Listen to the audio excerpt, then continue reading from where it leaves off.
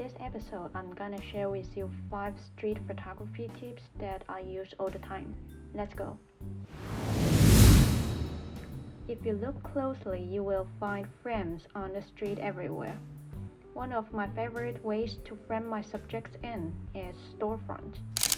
Most storefronts are already very catchy by themselves. You really can't find any easier way to frame people. The only thing left to do is to set your camera, adjust the correct ISO, aperture, and shutter speed, and wait for someone to pass by. You might also want to pick your subject. For example, if it is a very modern, stylish store, you will want someone who is maybe wearing cool clothes. And if it's a more traditional store, you might want to wait for someone more elderly and wearing local casual clothing. As for camera setting, I would suggest using a smaller aperture, which means larger f-number, because we want both the store and the person to be crystal clear. I would also recommend a slightly wider lens, otherwise you won't be able to frame the entire storefront in. Other framing ideas include windows, doors, trees, just anything that can frame your subject in and make people recognize what your subject is at once.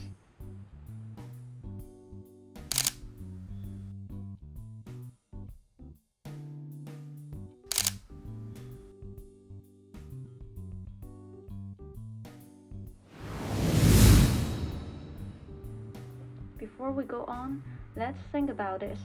What is the most significant difference between what you see with your own eyes and a photograph?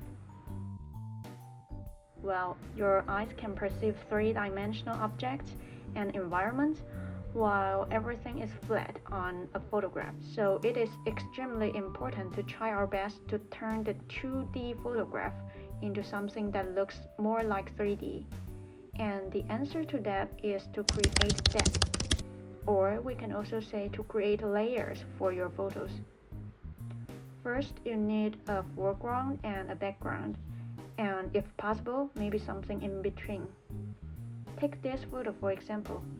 Here we have the hands as a foreground. It is the closest to the viewers, and the image on the phone is the second closest to the viewers. And then we have the Christmas tree as the background, which is the furthest to the viewers. So we have 3 layers in this photo. But you don't always need to have that many layers. In most cases, 2 layers are enough. For instance, here, instead of only shooting the food, I used the hand and head of this man as foreground. So this photo would have more depth than this photo. And the foreground also forms a frame for the food. So in this photo we have both frame and depth. In order to create more obvious foreground-background separation, you will need a longer lens or larger aperture or both.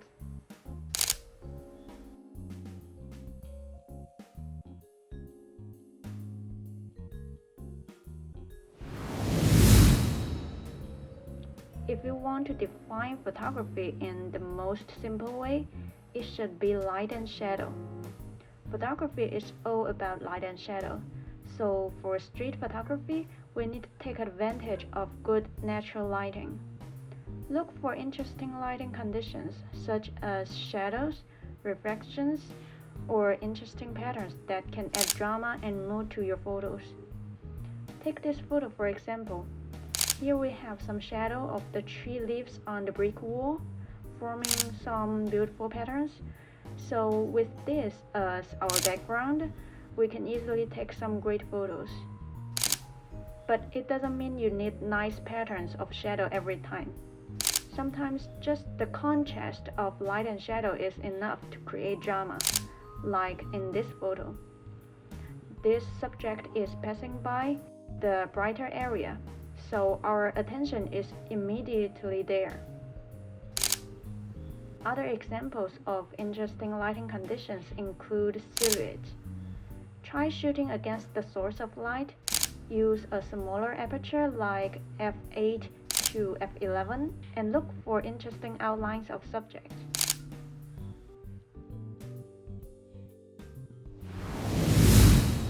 Use lines in your frame to lead the viewer's eyes towards your subject. This could be a road, a fence, or any other line in your scene. These lines can be straight or curved, diagonal or vertical, and can be found in any direction within the frame. By using leading lines in your photography, you can create a sense of visual interest and balance within the frame, and add a sense of motion or direction to the photograph, giving it a more dynamic and engaging quality. The most common leading lines you can find are streets. Whenever you walk on the street, the two lines that form the outline of the street are leading lines.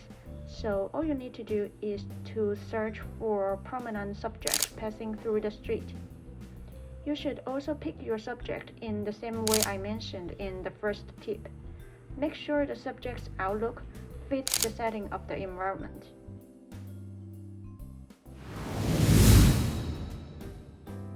The essence of street photography is capturing candid moments of everyday life. Pay attention to people's actions, their facial expression, and what's happening in the environment. Take this for example. We see two men talking. One man is pointing to something, but we don't know what it is. And this makes us wonder what's the story behind it. Actions don't always have to be mysterious. It can be a close-up shot of a movement, like this one. What is this woman doing? What is she cooking? These are candid moments of everyday life. To capture this, try to be as inconspicuous as possible and avoid drawing attention to yourself or your camera. So you must be extremely familiar with your camera operation, because you won't want to waste time figuring out the aperture, the ISO, the focus mode, etc. Most of the time, interesting actions happen very quickly. So if we wait until the action happens and then pick up the camera, it will be too late. So what I usually do is to imagine something happening before it really happens. So I will have already set the camera to the ideal settings and had my ideal composition, and then I wait for things to actually happen. You will also want to use burst mode and a higher shutter speed in order not to miss the action. So these are the 5 street photography tips that I use all the time. There are still a lot that I can't possibly cover in this one episode, so if there is anything else you want to know, please leave a comment to let me know. I will try to answer them, and maybe there will be a second episode.